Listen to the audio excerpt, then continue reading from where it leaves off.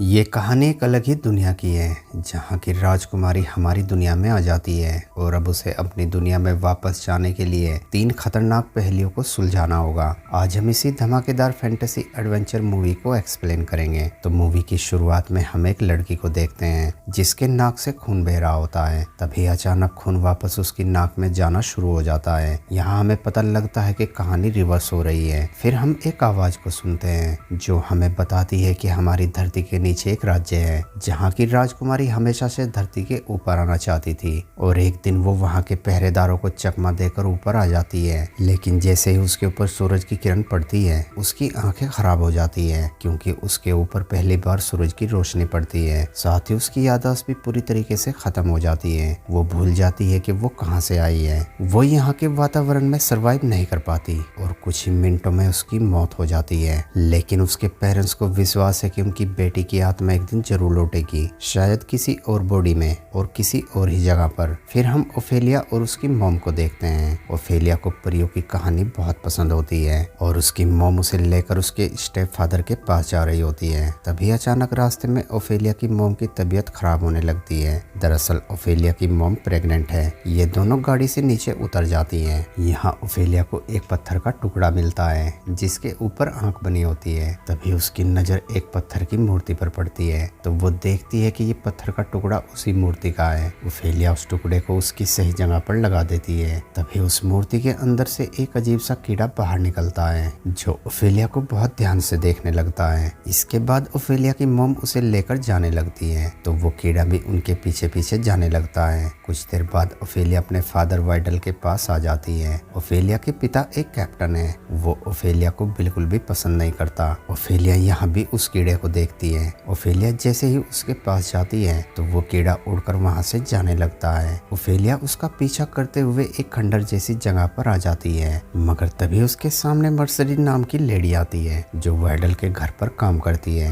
वो ओफेलिया से कहती है कि इस जगह पर दोबारा मत आना क्योंकि ये जगह एक भूल भुलैया है और अगर तुम इसके अंदर गई तो तुम कहीं खो जाओगी। ये कहकर वो ओफेलिया को लेकर वहां से चली जाती है पर वो कीड़ा अब भी ओफेलिया का पीछा कर रहा होता है। फिर हमें दिखाया जाता है कि वाइडल एक ग्रुप को खत्म करना चाहता है जिसका नाम कुरेला है। दरअसल इस ग्रुप ने गवर्नमेंट को बहुत ज्यादा नुकसान पहुंचाया है। मर्सिडीज उनका ये प्लान बहुत ध्यान से सुन रही होती है जिसे देखकर लगता है जैसे वो भी गुरिल्ला ग्रुप से मिली हुई है। वाइडल ये देखकर मर्सिडीज को वहां से भगा देता है। तभी यहाँ पर एक डॉक्टर आता है। वाइडल डॉक्टर से कहता है कि मेरी वाइफ प्रेग्नेंट है और आज से तुम्हें ही उसकी देखभाल करनी है। उधर ओफेलिया जब सोने वाली होती है तो वो कीड़ा फिर से उसके पास आता है और अब ओफेलिया समझ जाती है कि वो कीड़ा उसका पीछा कर रहा है और वो उसे कुछ बताना चाहता है। तो ओफेलिया उस कीड़े को एक छोटी परी की फोटो दिखाती है जिसे देखकर वो कीड़ा उसी परी का रूप ले लेता है और ओफेलिया को अपने साथ चलने को कहता है। ओफेलिया भी बिना सोचे उसके साथ चल पड़ती है और उसी खंडर में आ जाती है। यहाँ ओफेलिया देखती है कि कुछ सीढ़ियाँ नीचे जा रही हैं तो ओफेलिया उन सीढ़ियों से होते हुए नीचे आ जाती है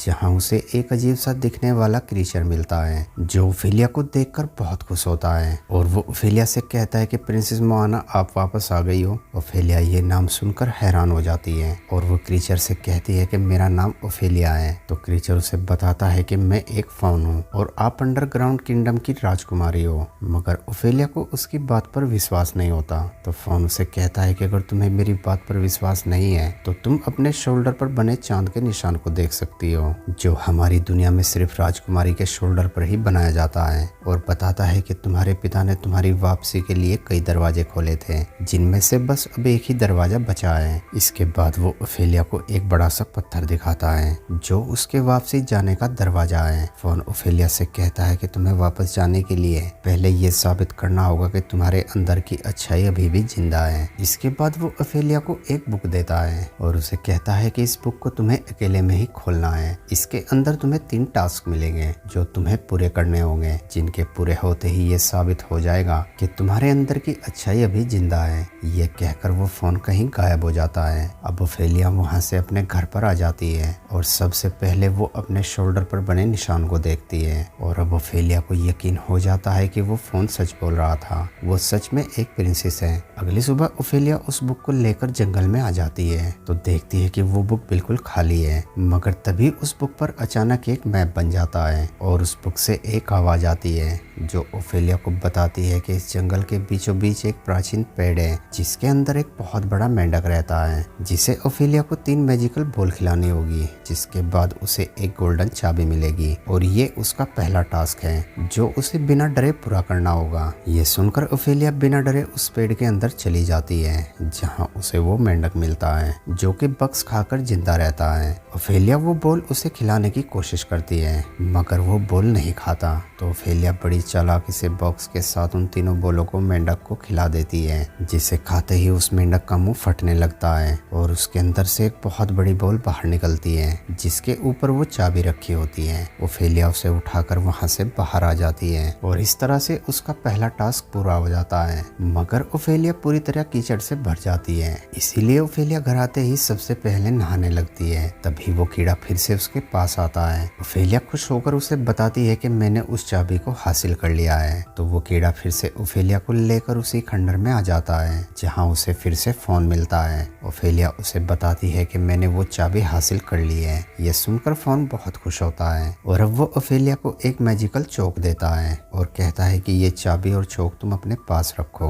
अगले टास्क में ये दोनों चीज तुम्हारे काम आने वाली हैं। साथ ही वो ओफेलिया से कहता है कि अपने दोनों टास्क तुम्हें मून से पहले पूरे करने होंगे। इसके बाद ओफेलिया वहां से अपने घर पर आ जाती है और अपनी मोम के सोने के बाद फिर से उस बुक को खोलती है और इस बार उसे उस बुक में खून ही खून दिखाई देता है। तभी उसकी मोम जोर जोर से चिल्लाने लगती है तो ओफेलिया देखती है कि उसकी मोम को ब्लीडिंग हो रही है। ओफेलिया बुक को फेंककर जल्दी से अपने पिता के पास आती है और अपनी मोम के बारे में बताती है। अब ओफेलिया अपनी मोम की तबीयत बिगड़ने से बहुत ज्यादा परेशान हो जाती है और अपने टास्क के बारे में बिल्कुल भूल जाती है। तो एक रात फोन फिर से उसके पास आता है और उससे पूछता है कि तुमने अपना टास्क अब तक पूरा क्यों नहीं किया। तो ओफेलिया बड़े दुखी मन से उसे बताती है कि मेरी मोम प्रेग्नेंट है और उनकी तबीयत अचानक बहुत ज्यादा खराब हो गई है। ये सुनकर फोन उसे एक मैजिकल रोड देता है जो देखने में बिल्कुल एक बच्चे जैसा होता है। फोन ओफेलिया से कहता है कि तुम इसे दूध के अंदर डालकर अपनी मोम के बेड के नीचे रख देना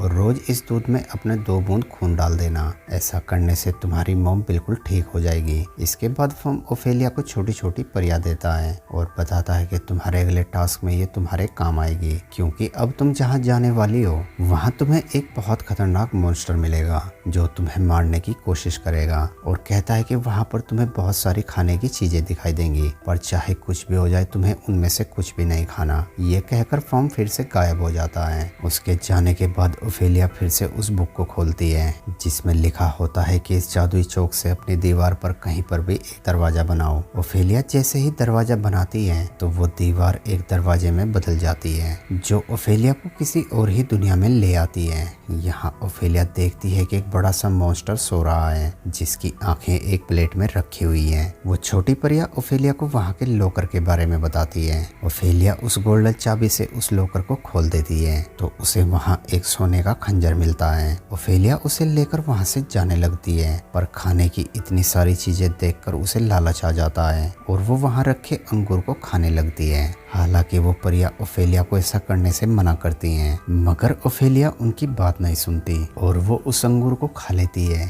अंगूर के खाते ही वो मॉन्स्टर जाग जाता है और अपनी आंखों को अपनी हथेली पर फिट करने लगता है और ओफेलिया को मारने के लिए आगे बढ़ता है। पर तभी वो परियां उस मॉन्स्टर पर हमला करने की कोशिश करने लगती हैं, तो वो मॉन्स्टर उन परियों को पकड़कर खा जाता है। ये देखकर ओफेलिया जल्दी से उस दरवाजे के पास जाने लगती है, लेकिन तब तक वो दरवाजा अचानक बंद हो जाता है। अब वो मॉन्स्टर ओफेलिया को पकड़ने वाला ही होता है। तभी ओफेलिया छत पर उस चौक से एक विंडो बनाती है और उसके जरिए वहां से बाहर आ जाती है। इसके बाद ओफेलिया फोम के दिए हुए जादुई रोड को दूध में डालकर अपनी मोम के बेड के नीचे रख देती है और उस दूध के अंदर अपने खून की बूंद मिला देती है। खून मिलते ही वो रोड एक बच्चे की तरह हरकत करने लगता है। उधर दूसरी तरफ गोरिल्ला ग्रुप गवर्नमेंट की एक ट्रेन को ब्लास्ट कर देता है। वाइडल जब अपनी टीम के साथ वहां पहुंचता है तो वो देखता है कि उस ग्रुप ने उनका सारा राशन लूट लिया है। यह देखकर वाइडल को बहुत गुस्सा आता है, क्योंकि इस ट्रेन के आने की खबर वाइडल और उसकी टीम को ही पता होती है। अब वाइडल समझ जाता है कि जरूर उसकी टीम से कोई उस ग्रुप के साथ मिला हुआ है। वाइडल अपनी टीम को लेकर उस ग्रुप के पीछे जाता है और यहाँ दोनों तरफ से फायरिंग होने लगती है, जिसमें उस ग्रुप के काफी आदमी मारे जाते हैं। लेकिन वाइडल उस ग्रुप के एक आदमी को जिंदा पकड़ लेता है और उसे लेकर अपने स्टोर में आ जाता है,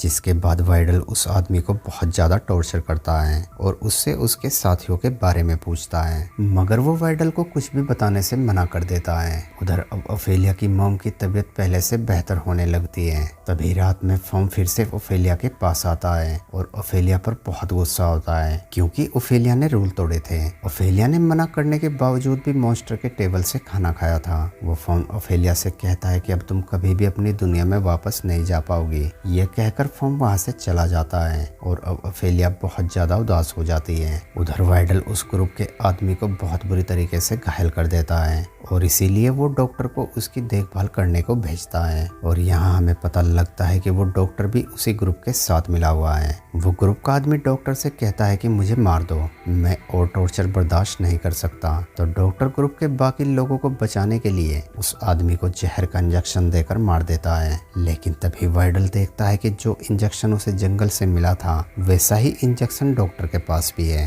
ये देखकर वाइडल समझ जाता है कि डॉक्टर भी उसी ग्रुप का मेंबर है और अब वाइडल डॉक्टर को भी मार देता है और वहां से अपनी पत्नी के रूम में आने लगता है तो देखता है कि ओफेलिया रोड को अपना खून पिला रही है। ये देखकर वाइडल ओफेलिया पर बहुत गुस्सा होता है। यहाँ ओफेलिया अपनी मॉम को फोन और उस जादुई रूट के बारे में बताती है, मगर उसकी मॉम को उसकी बात पर विश्वास नहीं होता और वो उस रूट को आग के अंदर डाल देती है। रूट के जलते ही ओफेलिया की मॉम को डिलीवरी पेन शुरू हो जाता है और वो एक बच्चे को जन्म देती है। मगर इस दौरान ओफेलिया की माँ की मौत हो जाती है। ओफेलिया अपनी माँ की मौत से बहुत ज्यादा दुखी होती है पर वाइडल पर इसका कोई भी असर नहीं होता क्योंकि उसे अब वो बच्चा मिल जाता है जो उसे हमेशा से चाहिए था। वहीं अब वाइडल को अपनी नौकरानी मर्सिडीज पर भी शक होने लगता है क्योंकि जिस स्टोर को उस ग्रुप ने लूटा था उसकी एक चाबी मर्सिडीज के पास थी। अब मर्सिडीज भी समझ जाती है कि वाइडल को उस पर शक हो गया है और अब उसकी जान खतरे में है, इसीलिए वो वहाँ से सीधी ओफेलिया के पास आती है और ओफेलिया को लेकर जंगल में जाने लगती है। मगर तभी वाइडल अपनी टीम के साथ वहाँ पहुँच जाता है और उन दोनों को पकड़ लेता है। वाइडल ओफेलिया को एक कमरे के अंदर कैद कर देता है और वहाँ से सीधा मर्सिडीज के पास आता है और उसे टॉर्चर करने की तैयारी करने लगता है। मगर मर्सिडीज के पास एक चाकू होता है जिससे वो वाइडल को घायल कर वहाँ से भाग जाती है। मगर वाइडल के लोग उसे जंगल में घेर लेते हैं और मर्सिडीज को मारने वाले ही होते हैं। तभी वहाँ पर गोरिल्ला ग्रुप के लोग आ जाते हैं और वो वाइडल के सभी लोगों को मार देते हैं। उधर ओफेलिया को दुखी देखकर फॉर्म फिर से उसके पास आता है जिसे देखकर ओफेलिया बहुत खुश होती है। फॉर्म ओफेलिया से कहता है कि मैं तुम्हें एक और मौका देना चाहता हूँ, लेकिन उसके लिए तुम्हें अपने भाई को लेकर उसी खंडर में आना होगा। और अब ओफेलिया भी उसकी बात मान लेती है और उस जादुई चौक से एक दरवाजा बनाकर अपने भाई के रूम में आ जाती है और अपने भाई को लेकर खंडर में जाने लगती है। मगर वाइडल उसे जाते देख लेता है और उसके पीछे पीछे जाने लगता है। ओफेलिया अपने भाई के साथ उस खंडर में आ जाती है। तभी वहाँ पर एक दरवाजा खुलता है। ओफेलिया बिना सोचे उस दरवाजे के अंदर चली जाती है जहाँ उसे फोन मिलता है जिसके हाथ में वही चांदी का खंजर होता है। फोन उसे कहता है कि अब तुम्हारी दुनिया में जाने का समय आ गया है, मगर हमें दरवाजा खोलने के लिए तुम्हारे भाई की एक बूंद खून चाहिए। ये सुनकर ओफेलिया डर जाती है और वो फोन को ऐसा करने से मना कर देती है क्योंकि वो अपने स्वार्थ के लिए किसी को नुकसान नहीं पहुंचाना चाहती। तब तक वाइडल भी वहां पर आ जाता है पर फोन उसे दिखाई नहीं देता। वाइडल अपने बच्चे को ओफेलिया से छीन लेता है और ओफेलिया को शूट कर देता है। ओफेलिया जख्मी होकर वहीं पर गिर जाती है और ये वही सीन होता है जो हमें मूवी के स्टार्ट में दिखाया गया था। अब वाइडल अपने बच्चे को लेकर वहां से जाने लगता है मगर बाहर उसे गोरिल्ला ग्रुप के लोग घेर लेते हैं और अब वाइडल समझ जाता है कि वो लोग उसे जिंदा नहीं छोड़ेंगे, इसीलिए वो अपना बच्चा अपनी नौकरानी मर्सिडीज को देता है और उसे कहता है कि इसका ख्याल रखना। जिसके बाद मर्सिडीज का भाई वाइडल को गोली मार देता है और अब वाइडल भी मर जाता है। मर्सिडीज जल्दी से उस बच्चे को लेकर ओफेलिया के पास आती है तो देखती है कि ओफेलिया मर चुकी है। ये देखकर मर्सिडीज बहुत ज्यादा दुखी होती है। तभी ओफेलिया को एक आवाज सुनाई देती है और जब ओफेलिया की आँख खुलती है तो वो अंडरग्राउंड किंगडम में होती है जहाँ वो अपने पेरेंट्स को देखती है। ओफेलिया के पिता उसे कहते हैं कि तुमने अपने फायदे के लिए एक मासूम बच्चे को नुकसान नहीं पहुंचाया और यही तुम्हारा तीसरा टास्क था जिसमें तुम सफल हो गई हो। ओफेलिया यहाँ फोन और उन छोटी परियों को भी देखती है जिन्हें उस क्रीचर ने खा लिया था। ओफेलिया उन्हें देखकर बहुत खुश होती है और इसी सीन के साथ हमारी मूवी का एंड हो जाता है। दोस्तों वीडियो अच्छी लगी हो तो वीडियो को लाइक और चैनल को सब्सक्राइब जरूर करना। Thanks for watching.